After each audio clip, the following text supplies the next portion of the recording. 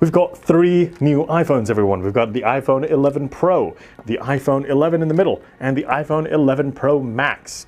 Let's unbox them. Apple has given us the green version for all the new iPhones, and let's start with the cheapest of the lot, the iPhone 11. As you can see here, it's the 256GB version of the iPhone 11. There is a handy little plastic wrapper that you can just easily pull off. Put that to the side, and you can see a lovely green color shining through underneath that plastic.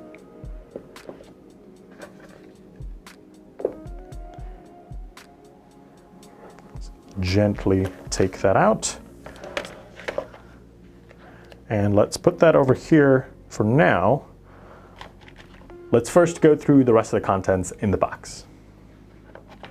Starting with, you have your standard warranty details and paper, along with a SIM tool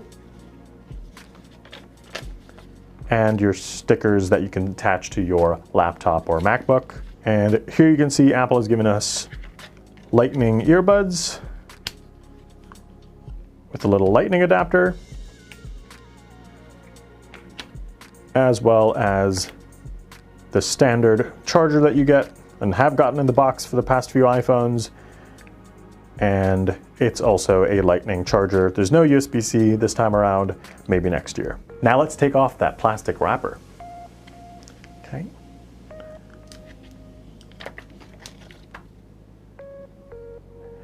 There's nothing really on the back here, but you can see that this is the glossier version. The iPhone 11 Pro models have a matte texture, so they're a little I guess different texture on the back when you're touching it. Here you can definitely attract a little more fingerprints, and you can see it just attracting a lot of light, so it really is much more glossier than the Pro models.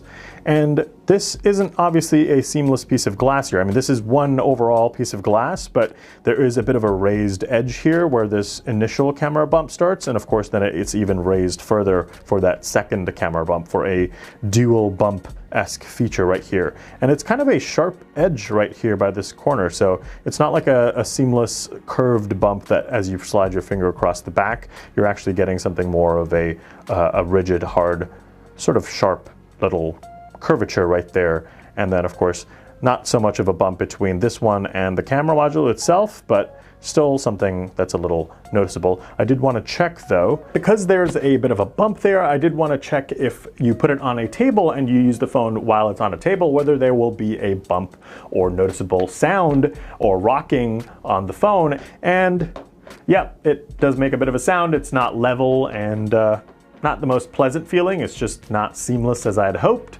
but that's been the case for iPhones for quite a while because they all have had little bumps on the back of the camera. Otherwise, on top of this glass here and the glass in the front, it's aluminum around the sides, so not as high quality as the material found on the Pro models, which is stainless steel, but it still feels quite nice. This one is a 6.1-inch screen, and it's pretty nice to hold in the hand. Definitely something pretty usable with one hand, unlike the Pro Max, which I feel like might be a little too much.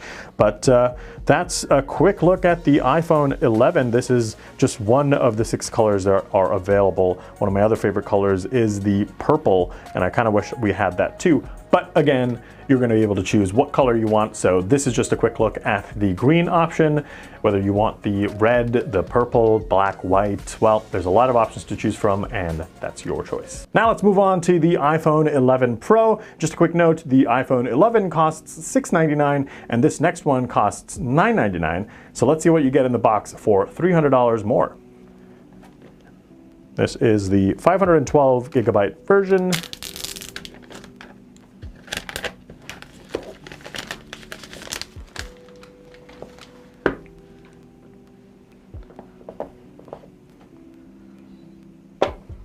I gotta say right off the bat, that midnight green looks absolutely gorgeous, but I do know there are some people that are on the fence on that color option, so there are 3 other color options for you to choose from, so some variety there.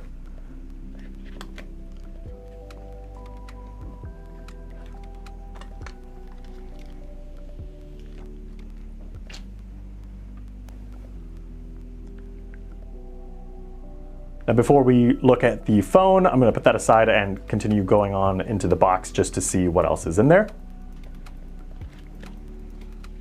And you get the same old stack of papers, warranty information stickers that we saw before.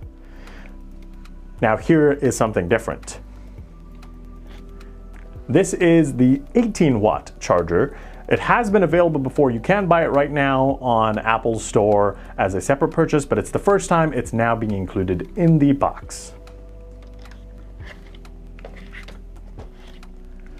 So what exactly does that mean? Well, it means that now you can actually fast charge your phone, so it won't take 3 hours and some change to fully charge your iPhone from 0 to 100. Now it should ideally take about an hour and a half, but we'll be doing some testing to make sure exactly how long it'll take to charge the phone with the new fast charger in the box. And you also get this same Lightning earbuds included in the box as we saw on the iPhone 11. But that's another thing, the iPhone 11 is not going to come with that fast charger in the box. It does support fast charging, you just have to buy it as a separate accessory. So right off the bat you can just see how much glossier the iPhone 11 is compared to the iPhone 11 Pro, and that's because of that matte texture that's now here on the Pro. Feels a lot nicer, there's not as much friction as there is on the iPhone 11. It's just a lot smoother. Maybe that means it's a little slipperier, but I definitely like the feel a lot more on the 5.8-inch iPhone 11 Pro, which by the way feels absolutely fantastic in the hand. It's just perfectly the right size for people who don't really want too big of a phone. But you know, this is also a pretty good size too, 6.1 inches on the iPhone 11.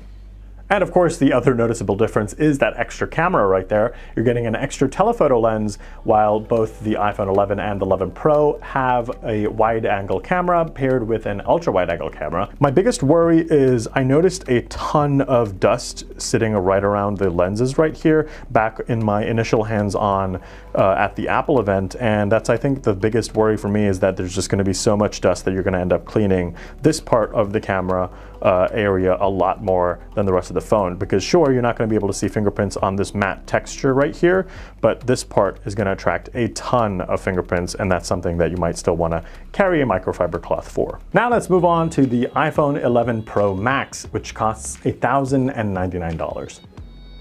Now this model is actually quite similar to the iPhone 11 Pro. The only real difference being the size, so that means better battery life and a bigger screen.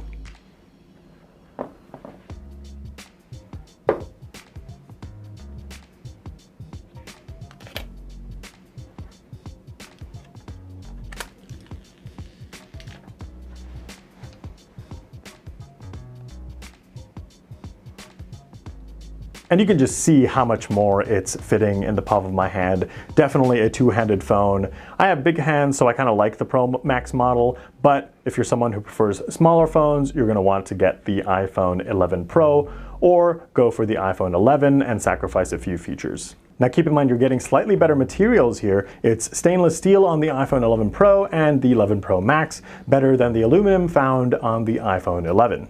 In the box, you're getting that same 18-watt charger that we saw on the iPhone 11 Pro. Everything else is more or less the same.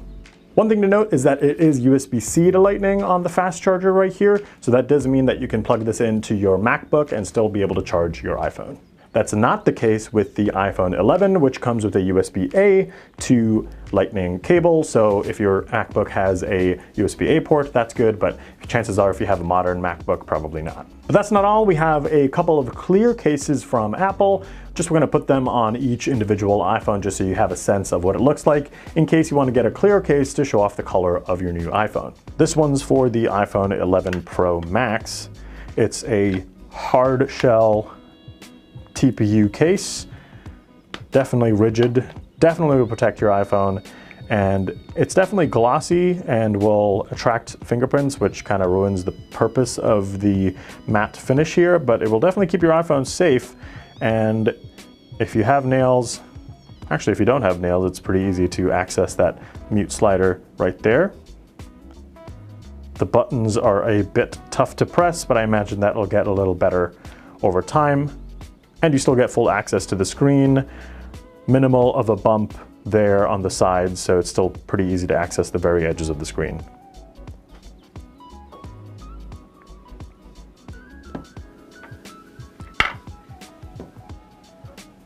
These are the same exact cases all around for each individual iPhone here. So more or less the same experience putting them all on each iPhone.